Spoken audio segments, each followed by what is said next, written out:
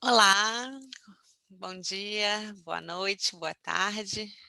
Como estão vocês, querida turma de Epistemologia das Ciências Sociais?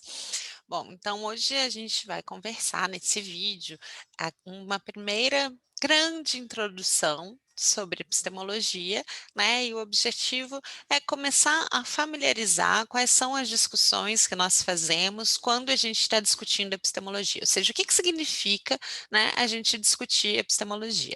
Na nossa primeira conversa, no nosso primeiro encontro, eu insisti muito para vocês que epistemologia não é só uma palavra difícil para a gente usar quando a gente quer encerrar uma conversa, muito pelo contrário, né? Epistemologia é aquilo que nos permite abrir conversas, isto é aquilo que nos permite parar para pensar a respeito das perguntas que são perguntas-chave a respeito de como que a gente vive no mundo, né? Para a gente orientar as nossas ações, as nossas práticas, ou seja, ainda que a gente não pare para pensar a todo momento sobre epistemologia, a gente está o tempo todo tomando decisões que são decisões epistemológicas, né? Bom, essa é um primeiro pressuposto, né, das conversas que a gente vai ter ao longo desse curso, que nos dá, então, esse que eu digo que é um grande privilégio, que é a possibilidade da gente, de fato, parar para pensar sobre quais são as nossas decisões a respeito dessa grande questão da humanidade, ou dessas grandes questões da humanidade, que são o que é conhecer, como a gente conhece, existe um conhecimento que seja mais garantido do que outro, como que a gente estabelece essas hierarquias, o que que é a ciência no meio disso tudo, né? E como que a ciência se relaciona com os outros conhecimentos, né?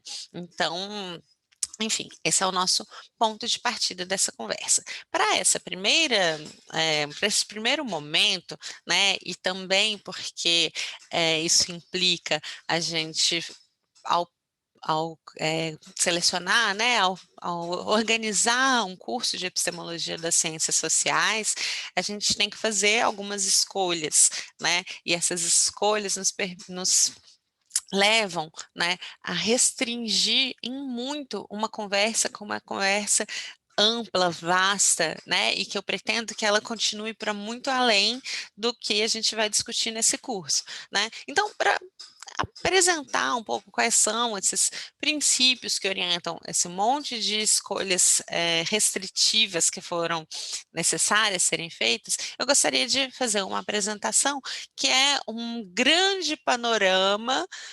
Eu gosto de pensar nessa apresentação como se fosse uma grande linha de trem, uma grande linha de metrô. Metrô é uma boa metáfora, porque, se vocês lembram, quando a gente pega um metrô, a gente tem alguns pontos de parada e um monte de coisa entre um ponto e outro que a gente não vê, que a gente passa muito rápido entre um ponto e outro. Bom, mais ou menos é isso que a gente vai fazer nessa primeira apresentação, nesse primeiro grande panorama. Pensem como se a gente estivesse embarcando num grande metrô e a gente vai passar por alguns pontos de parada, algumas paradas que são incontornáveis, no sentido de que são basilares para a gente entender onde se assentam, né, a epistemologia das ciências sociais hoje, mas sabendo que tem muitas outras coisas interessantes, vivas, ricas, que a gente está simplesmente passando direto. Bom, para a gente começar, então, a fazer isso, eu vou fazer essa apresentação que nos conduz, né, como se fosse embarcar nessa linha de trem, eu vou com isso compartilhar a tela na qual eu estou com essa apresentação aberta. Então, vou abrir aqui.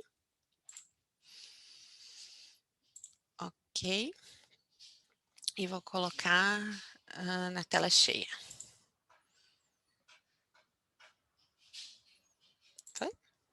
Tá abrindo aqui a tela cheia.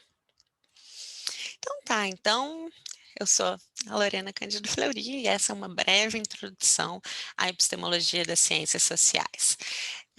Os textos que estão nos conduzindo nessa breve introdução são dois. São, sobretudo, um texto que está indicado, que está disponibilizado no Moodle, que é um texto que eu recomendo muito, que é um texto da Denise Namjanovic e do Mariano Lucano, que são 2 autores, né, um texto publicado na Argentina, e ele é em espanhol, chamado Epistemologia para Principiantes, com o meu sotaque portunhol, né? Mas o que ele tem de interessante é que ele é uma história em quadrinhos, né? Não é, basicamente, ele é um texto em quadrinhos, né? E que de uma forma muito sucinta, mas sem perder a qualidade, apresenta essas paradas, que são essas paradas que eu estou chamando de paradas incontornáveis.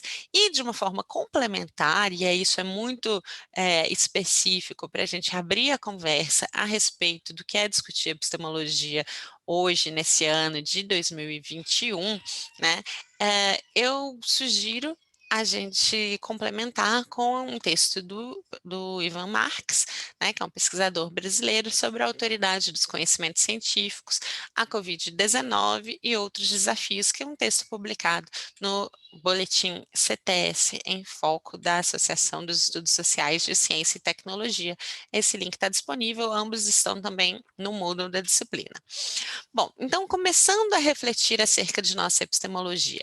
Então, como eu já disse, a primeira ponto, né, é a gente se dar conta que todos nós temos uma epistemologia, mas de modo geral nós não sabemos que a temos. O que que é isso? Tem uma frase, né, que é sobre literatura, que fala isso, dessa descoberta, né, do falar em prosa. Com a epistemologia é um pouco disso, a gente não precisa estar usando esse nome difícil, né, para estar refletindo a respeito do conhecimento, que é a grande viagem da epistemologia, né? Mas então o que quer dizer a palavra epistemologia? Bom, epistemologia é o nome que damos à disciplina que se ocupa do conhecimento, né? Então, ainda que ao longo do tempo e em diferentes lugares as perguntas tenham mudado, tem algumas questões que são as questões insistentes na história da humanidade, ou seja, aquelas questões que permanecem, que não são questões de respostas simples do tipo sim ou não, e nem de respostas superadas, bom, isso a gente já sabe. Não, são perguntas que estão sempre ali colocando pulguinhas atrás das nossas orelhas, né? E algumas dessas perguntas são, por exemplo, o que significa conhecer? Vocês já pararam para pensar o que significa conhecer? O que significa falar, bom, eu conheço um lugar? Se eu passei, sei lá, numa viagem, eu passei por uma cidade alguns dias, eu posso dizer que isso significa que eu conheço a cidade? Se sim, por quê? Se não, o que falta a esse conhecer? E um livro, e uma pessoa. Então, o que é conhecer, né? E quais são os limites do conhecimento?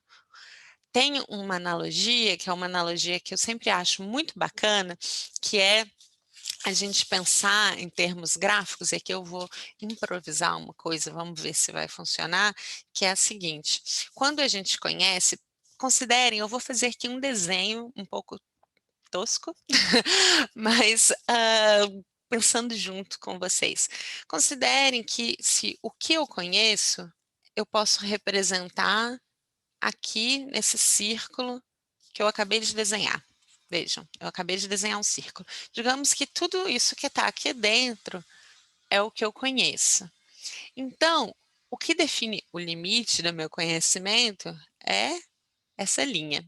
Ou seja, isso é o que eu não conheço e aqui dentro é o que eu conheço. Se eu expandir o meu conhecimento, se eu fizer uma esfera mais larga, mais ampla do que essa, por exemplo, eu vou fazer uma esfera aqui.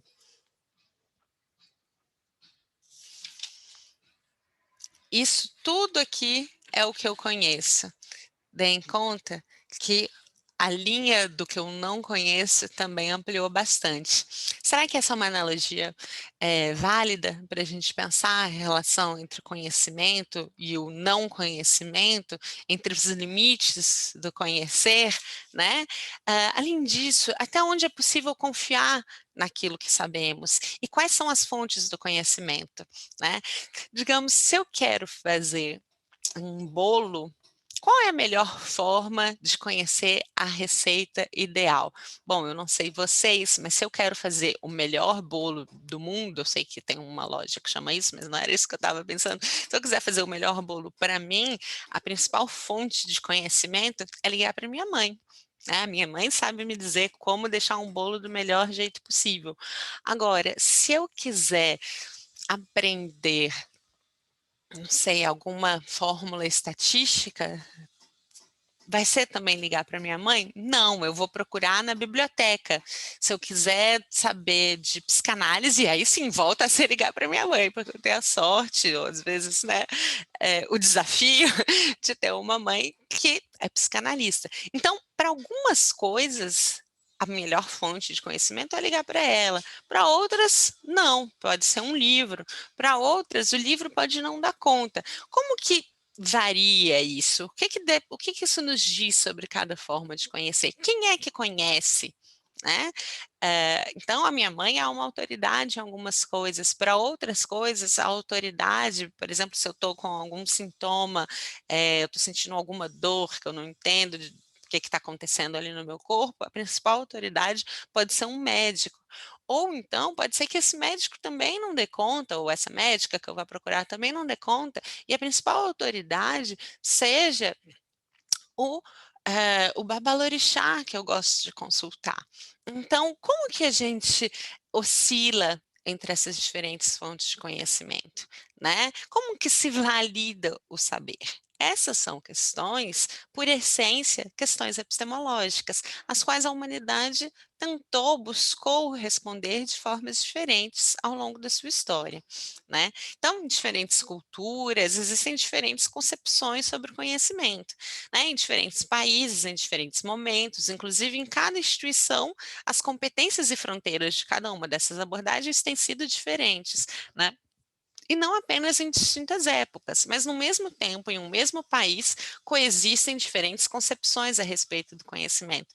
E bom, aí vem o parêntese, né, do que é fazer um curso de epistemologia em 2021. Isso está muito evidente, né? A gente está tendo o tempo todo disputas a respeito de diferentes concepções de conhecimento, diferentes fontes que são validadas, né? Já faz alguns anos que entraram na jogada entraram em campo nesse grande campo das disputas do conhecimento, as relações mediadas por redes sociais, né? Então, como que a gente compara? Qual é a possibilidade de comparação entre uma fonte que é atestada por estar num livro ou uma fonte que é atestada por ter circulado no WhatsApp? São coisas completamente diferentes, né? Nenhuma das duas por si traz garantia. Então, como que a gente estabelece essas relações de garantia em torno dessas concepções? Além disso, em geral, uma mesma pessoa participa de múltiplas formas de conhecer e legitimar seu saber. É o que eu estava falando agora há pouco. Para alguns aspectos da minha vida, eu procuro o saber médico. Para outros, eu procuro uma fonte espiritual. Para outros, uma relação afetiva, né? E como que a gente oscila em relação a isso? Bom, a teoria do conhecimento, a filosofia da ciência, a epistemologia, as ciências cognitivas, todas essas são disciplinas que se ocupam dessa ampla, diversa e árdua tarefa de conhecer o conhecimento, mas não sem riscos. E aí tem alguns riscos que vão estar o tempo todo ali no nosso contrapé e que a gente vai tentar evitar, mas que a gente não vai contornar completamente, né? O primeiro é o risco da abstração, ou seja, a gente pensar o problema do conhecimento como um problema que paira no ar por si só, desenraizado, né, desvinculado das outras amarras históricas, das outras amarras sociais, né? Então, a importância a relativa das perguntas se modifica em cada época, novas questões aparecem, outras questões se esvaem, né? E algumas vezes a gente vai procurar manuais, né? E a gente vai ver discussões sobre epistemologia que vão apresentar o problema do conhecimento como se os homens, as mulheres, ou seja, como se as pessoas sempre tivessem enfrentado as mesmas questões, né? Como se fosse, mais do que isso, um acúmulo linear. A gente não sabia nada sobre conhecimento e, de repente, a gente passa a saber tudo, né? Isso acontece porque as correntes epistemológicas denominadas positivistas, que foram as mais difundidas no século XX, tendem a pensar essas questões do conhecimento em abstrato, subtraindo seu contexto histórico, né? E aí a gente cai em algumas ciladas, né? Porque o conhecimento ele não existe independentemente de outros aspectos da vida humana. E para conhecê-lo é imprescindível compreender as relações entre saber, poder, fazer e sentir, né? Assim como os modos pelos quais as diferentes instituições sociais levaram adiante essas áreas. A ciência e a epistemologia sempre estiveram entrelaçadas, mesmo quando essa conexão era negada, ou seja, a gente afirmar, né, que está fazendo uma ciência neutra não deixa de ser uma posição epistemológica, né? Então, isso precisa ser também considerado.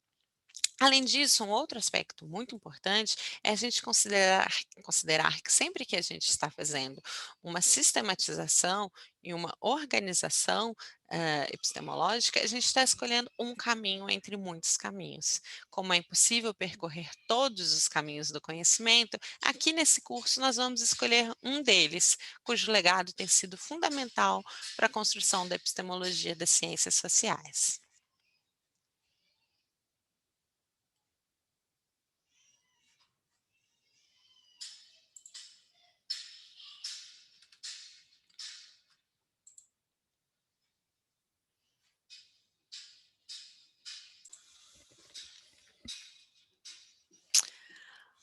Bom, então vamos retomar. A gente estava falando que a gente está escolhendo um caminho entre vários caminhos. E para a gente discutir a epistemologia das ciências sociais, tal qual a gente pratica e conhece hoje, o nosso ponto de partida epistemológico não tem como ser outro a não ser Atenas. E por que todas essas histórias? Com certeza vocês já devem estar assim, poxa, a gente sempre na Grécia. Por que que a gente sempre começa na Grécia? Porque na Grécia, especificamente na Atenas, acontece algo que vai ser fenomenal para as nossas, fenomenal e fundamental para a nossa concepção de ciência e de ciências sociais e também para a nossa concepção de sociedade hoje, porque ali nascem a polis e o logos. O que que é isso? O que que isso significa? O que que é a polis? Vocês se lembram? Né? Deem um Google para a gente não ficar discutindo isso aqui com esse tempo restrito que a gente tem de gravação.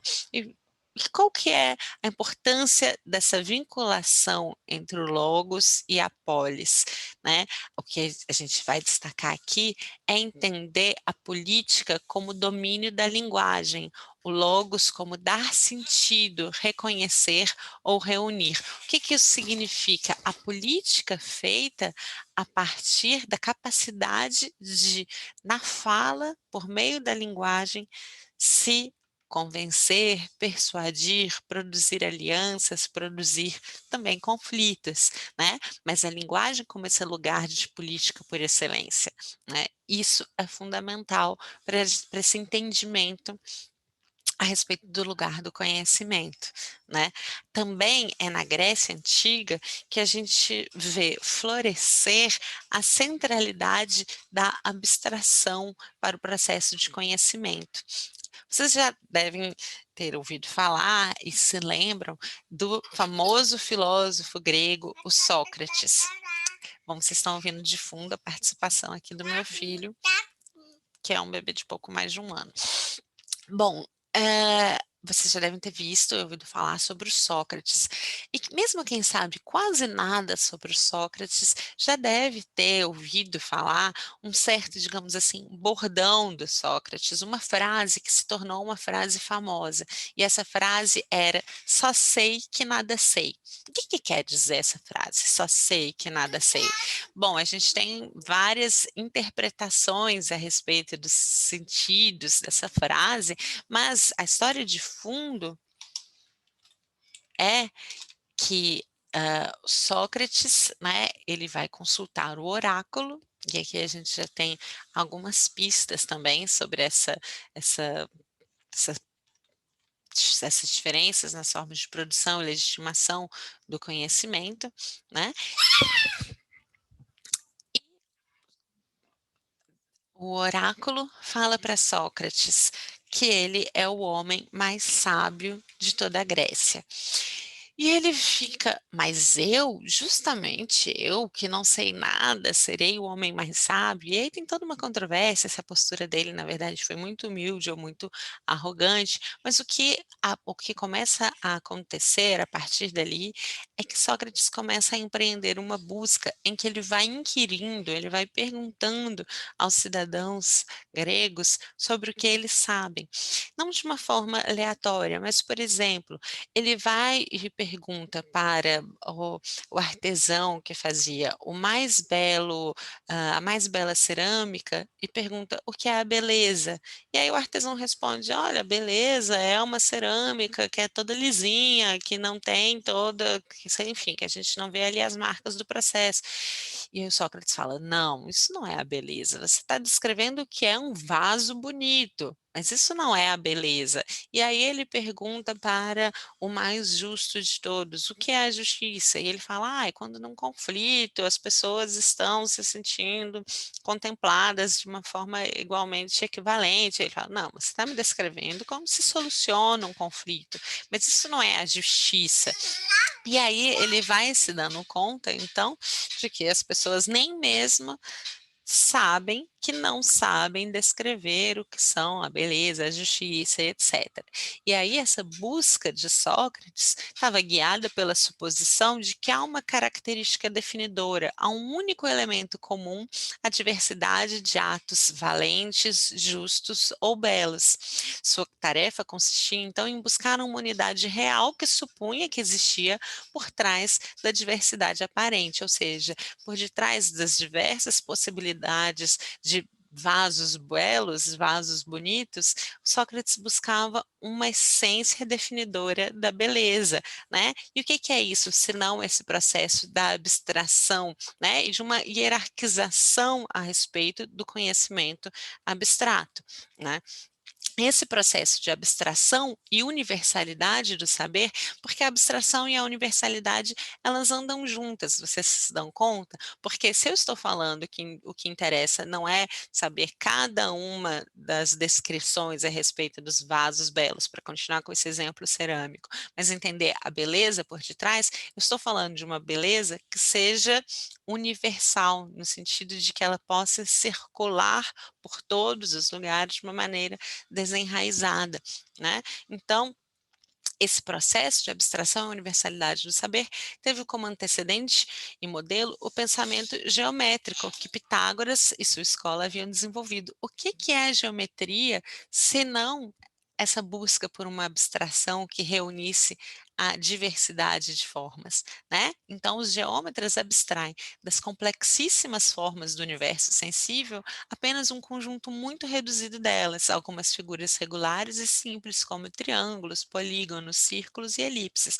né? É como se a gente, por exemplo, aqui, tá vendo vocês estão me vendo nessa tela, e a gente está vendo um monte de coisa, e a gente vai reduzir todas essas coisas a alguns retângulos empilhados, né, algumas linhas retas, algumas formas circulares, ou seja, isso é buscar essa essência abstrata e universal em meio à diversidade, né? Esse é o pensamento geométrico, é a lógica geométrica, né? E o Sócrates aplicou essa metodologia às questões morais, né, como a beleza, e a justiça.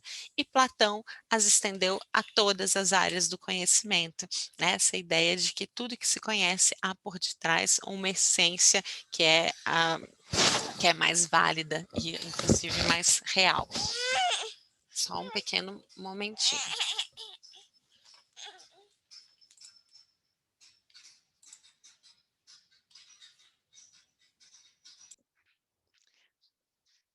Vamos retomando. Bom, então Sócrates aplicou essa metodologia às questões morais e Platão as estendeu a todas as áreas do conhecimento. Essa discussão é realmente fascinante. Eu sugiro que vocês vejam no livro, né, esse que eu estou indicando com um pouco mais de detalhes. Bom, tem uma farta bibliografia sobre isso, mas a gente não vai poder passar com muitos detalhes, porque, enfim, fica muito maçante um vídeo de qualidade tão precária ser muito longo. Então, vamos seguir, vamos entrar no nosso metrô e vamos para a próxima parada, né? Ainda em Atenas, eu só quero reforçar né, que ali também começa junto, andando junto com esse processo de valorização, então, da abstração, e universalidade, o que está sendo forjado é um processo de valorização do conhecimento teórico, né. A teoria promove exatamente distanciamento e separação. E isso está na raiz grega da palavra. Os teóricos eram aqueles que assistiam aos Jogos Olímpicos, ou seja, o teórico não é o corredor, é aquele que está assistindo quem corre e a partir dali formulando teorias sobre qual é a melhor corrida, a corrida mais eficaz. Então, delimitação, separação, abstração, dicotomização, ainda que de modos muito diferentes, tanto Platão como Aristóteles admitiram a distinção que Parmênides já fazia entre o mundo aparente e o mundo real, e fundaram a partir dela uma maneira de pensar que separa radicalmente sensibilidade e inteligência. Então, tudo isso, todos esses diferentes processos e diferentes momentos que a gente está falando, tudo de Grécia, mas de período de tempo também muito longo, de tudo isso a gente consegue recuperar um fio condutor que é essa separação entre sensibilidade, ou seja, aquilo que a gente sente, aquilo que a gente vivencia, né, daquilo que a gente consegue compreender racionalmente, né? E a partir dessa operação conceitual de abstração, purificação e separação, pode nascer a ideia de uma episteme, isto é, de um conhecimento garantido, absoluto, verdadeiro, oposto a outro que é mera doxa, oposto à mera opinião. Então, a epistemologia, né, é justamente a disciplina, a logia, o logos, né, o princípio de saber, a respeito dessa episteme, a respeito deste conhecimento que é garantido, deste conhecimento que é mais verdadeiro, né, diferentemente de um conhecimento que seja o conhecimento sensível do dia a dia. Esse é o surgimento da epistemologia, né, e esse é o surgimento desse princípio de hierarquização entre as diferentes formas de conhecer. Pegando entrando no metrô e fazendo um grande salto, um outro ponto de parada importante é o Renascimento, né, porque por várias razões, então o Renascimento tem muitas interpretações sobre ele, inclusive a gente pode dizer que o Renascimento é uma releitura europeia, né, uma redescoberta e uma releitura europeia dos conhecimentos acumulados nas bibliotecas gregas e árabes, né, e aí a partir dessa releitura que é feita, o que acontece das mais diferentes vias, a perspectiva que eu acho muito belamente sintetizada nessa expressão que eu tiro do livro Epistemologia para Principiantes, que é a possibilidade de ter um infinito domesticado.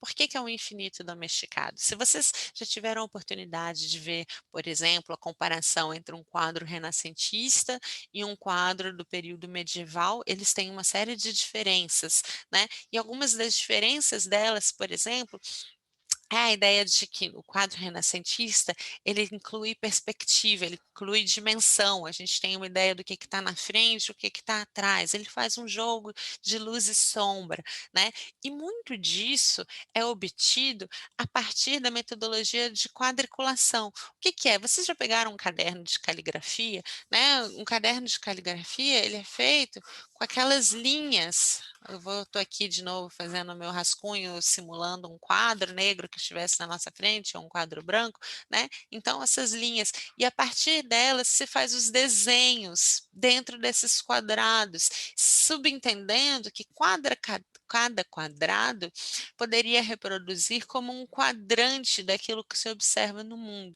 E essa quadriculação como um mecanismo de apreensão, então, da complexidade, né? E isso se torna uma metáfora, então, fundante central de todo o espírito moderno, né, de todo o espírito da modernidade. Se a gente olha as obras de Durero, por exemplo, ali final, né, de 1400 até ele viveu até 1528, a gente vai ver como as técnicas de projeção e quadriculação de rostos, né, e de corpos humanos formam parte de uma mesma trama conceitual que une os pintores aos matemáticos, aos cartógrafos. Tudo isso está acontecendo no mundo ao mesmo tempo e todos orientados por esse mesmo princípio de que eram capazes de arrancar os segredos da natureza e representá-los em suas obras, né.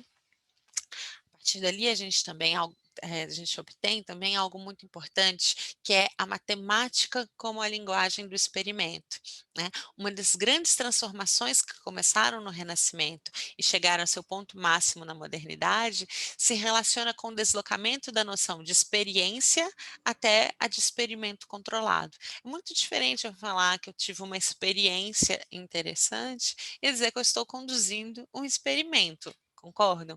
E quais são as diferenças entre essas? A primeira é um pressuposto básico: experiências temos todos os seres humanos, já os experimentos só alguns realizam, e uma forma de diferenciá-los é que o experimento exige planejamento e controle. Se eu falar para vocês: "Olha, eu fui numa festa tal e foi uma experiência interessante", provavelmente vocês vão subentender que essa festa foi diferente do que eu esperava, que teve algumas coisas que me surpreenderam, que foram originais e novas para minha vida. Agora, se eu falar: "Eu vou fazer um experimento, eu vou nessa festa, sei lá, vestida de tal modo", isso significa que eu estou planejando e que eu tenho alguma noção de controle, ou seja, qual que é a diferença se eu não for na festa, ou qual que é a diferença se eu for vestida de outro jeito. Todos esses são parâmetros, né, que definem a diferença entre experiência e experimento e que pressupõe formas de conhecer também bastante diferentes, né. É interessante que não apenas os cientistas realizam experimentos nesse sentido, também o fazem pintores, fazem cozinheiros. Então, o que que diferencia a ciência, por exemplo, da gastronomia? Uma diferença chave é que na ciência moderna se privilegiou uma linguagem específica, a matemática linear, ou seja, o experimento é aquilo que a gente pode colocar em tabela no fim das contas, né? Um experimento científico a gente pode publicar num artigo colocando uma seção de metodologia na qual a gente vai descrever de uma forma muito consistente e quase sempre partindo de quantificações, contagens, demonstrações gráficas, ou seja, se apoiando na linguagem matemática. O que não segue esse padrão é considerado, mesmo dentro do nosso campo das ciências humanas, um pouco menos ciência, né? Então, essa priorização da matemática como linguagem-chave do experimento é um elemento da epistemologia moderna, né? Bom, a gente tem Galileu, Francis Bacon, Copérnico, Kepler, né, a gente tem aí uma outra frase desse livro: "A revolução não se faz em um dia", ao contrário, a gente tem para chegar nesse formato de experiência e experimento científico e esse protocolo do que é fazer ciência, a gente tem um debate de literalmente séculos, né, um debate que abarcou centenas de experiências e uma grande quantidade de instrumentos intelectuais e materiais em contínua transformação. Essas figuras, né, que são figuras-chave na constituição da ciência moderna, eles estavam formulando os princípios do que é ciência, mas também quais são os instrumentos válidos, né? Como que a gente considera um telescópio um instrumento confiável para a gente observar o universo, né? Então, tudo isso estava em jogo e está em jogo hoje de outras formas. Né? Mas nesse processo, nesses 2 séculos ali entre o Renascimento e a modernidade, além do surgimento da academia como uma nova instituição destinada à pesquisa acerca do conhecimento, observa-se a passagem da transformação qualitativa ao deslocamento quantitativo. Né? Esse período também, nesse sentido, melhor dizendo, um outro marco fundamental é a filosofia de Descartes, todos vocês já ouviram, né. Qual que é o bordão, se eu falei do bordão do Sócrates, "eu só sei que nada sei", qual que é o do Descartes? Quem lembra qual que é, né? Dei um tempinho para vocês lembrarem, é o famoso "penso, logo existo". O que que quer dizer essa frase "penso, logo existo", né? Vocês já pararam para refletir sobre isso? É o "eu penso e, portanto, eu existo". Então a partir da dúvida instigada por um mundo em transformação, ou seja, tudo isso, todas as instituições ruindo, né, parece que o solo em que se pisa já não é mais um solo tão seguro, ou seja, num mundo em constante transformação, o que se tem certeza? O ponto de certeza, o ponto de apoio é a capacidade reflexiva do sujeito. Então, essa filosofia moderna, que tem Descartes como um dos seus pais fundadores, ela cria o seu pilar de apoio na capacidade do sujeito refletir. Isso, gente, eu gostaria de falar muitas horas sobre isso, porque a gente tem um deslocamento muito importante, a gente está falando então de uma saída, né, renascentista, moderna, pós-Idade Média.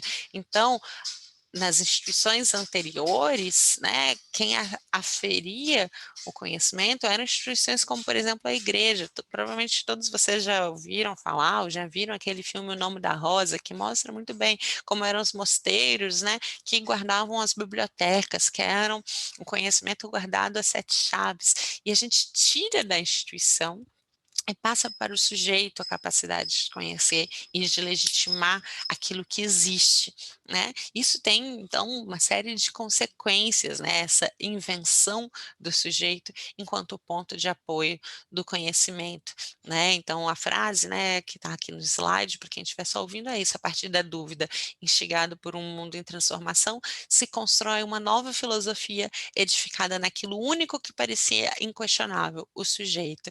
E é interessante notar que essa filosofia que inventou o sujeito foi também a que mais energia utilizou para anular sua subjetividade, ou seja, o que importa é o sujeito, mas esse sujeito deve ser capaz de conhecer da forma mais objetiva possível, né?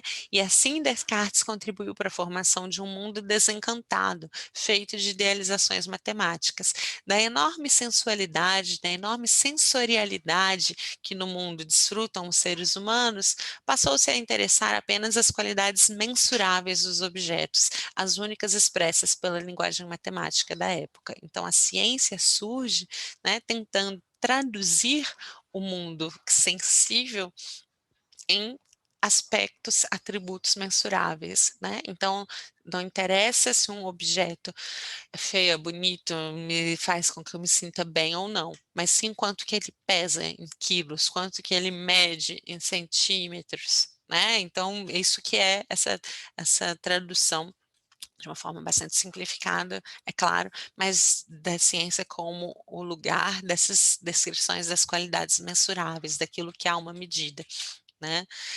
E é no solo preparado pelo debate entre empiristas e racionalistas, assentado na suposição do representacionismo e na constituição de leis universais desenvolvidas por Isaac Newton, que se ampara o pensamento positivista. Então, é nesse caldo, né, da filosofia moderna que pode surgir, então, a doutrina e o pensamento positivistas, né? A gente vai, então, começar a falar do positivismo, eu vou encerrar esse vídeo por aqui para a gente separar bem esses conteúdos.